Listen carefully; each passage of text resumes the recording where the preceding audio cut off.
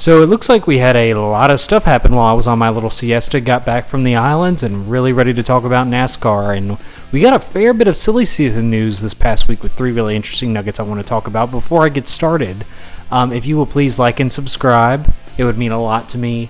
And please follow me on Twitter and TikTok for daily NASCAR content. But starting off, I want to start with the kind of meh news, which is that Dillon has found his way to keep his Cup Series dreams afloat a little while longer, landing with Spire Motorsports to drive the 77 car full-time in 2023. Obviously, this isn't a world-breaking deal for either side. Dillon has pretty much proven this year that the Cup Series is a little too far out of his skill level, with Eric Jones absolutely trouncing him in every statistical category by large margins. I think that this is more of a stopgap deal for each side. I'm sure Ty brings some funding to the team that keeps them afloat, and will help having a full-time driver in that car with R&D, while Ty gets to continue his racing in the Cup Series until he decides whatever his next career path is. Corey LaJoie remains in the 7 and looks to be the centerpiece for that team and that organization as they build. And having a real teammate and someone to share consistent notes with, I think will be nothing but good for Corey, regardless of who it is, and Spire for that matter, while they really just continue to build from the ground up. And, I'm really happy for Dillon. I love the person. The driver leaves a lot to be desired on the Cup side.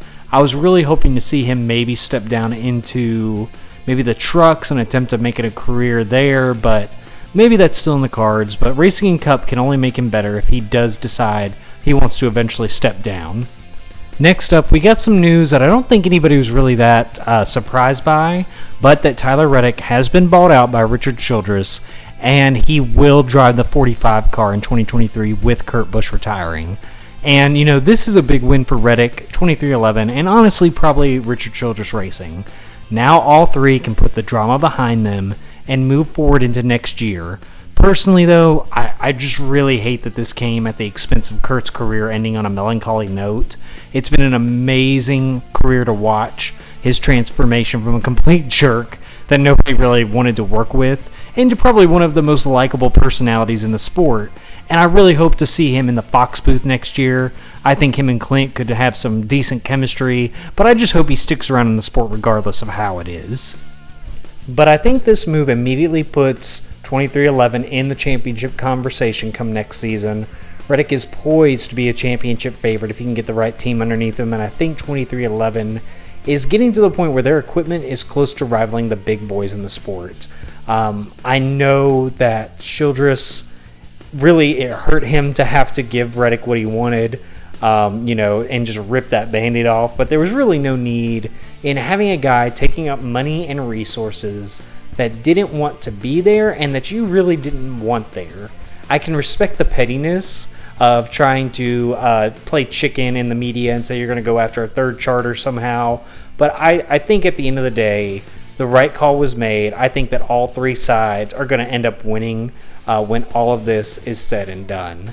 Now, the last bit of news, and probably, the most juiciest in my opinion if we read between the lines, is Gene Haas said this week that Cole Custer might actually be on the hot seat. We thought these rumors were kind of done when Kyle Busch went to Childress, but no, it looks like Tony Stewart is openly advocating for Ryan Preece to take over the 41 car next year.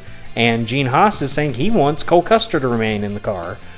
So this is creating quite the interesting power dynamic to see play out kind of in the media like this. It really shocked me when I saw it because I've really never seen an owner be this outright over silly season, or especially calling out the other owner on the team. But the 41 car has really been mostly Gene Haas's car for the entirety of its existence. It was formed for Kurt Busch back in the day, and really back then Tony Stewart really didn't have a large say in that. And to see that Tony is really trying to push for somebody else in that car, it makes you wonder, like I said, what exactly the power dynamic is. Has it gotten muddied now? Because that's always just been Gene Haas's own personal ad space. So I don't know. It's going to be interesting to see what happens. Clearly Custer isn't the driving talent you want for a Cup team. So I don't blame Tony Stewart, but he is the son of Joe Custer, who is the vice president at Haas. And so there is some nepotism at play here. Now, with the way Custer has been running so poorly, that nepotism might be running out, and any chances he has probably aren't going to be there for too much longer. But also in that same interview, Gene Haas pretty much confirmed, and it was later official, that Kevin Harvick will be retiring after 2023. So you have potentially 3 seats at Stewart-Haas Racing opening within a year, because who knows what's going on with Eric Almirola. So really, Tony Stewart doesn't have to wait too long to give Preece a shot, but the fact that the two sides seem to be dueling over what's best for the team is certainly interesting. I could really see Tony Stewart just saying screw it all and just dropping out of the team, out of everything NASCAR altogether. But what do you guys think? What do you hope to see Kurt Busch do in 2023 and moving forward? I'm personally hoping to see him in the booth, but tell me what y'all think in the comments, and I hope y'all have a great day.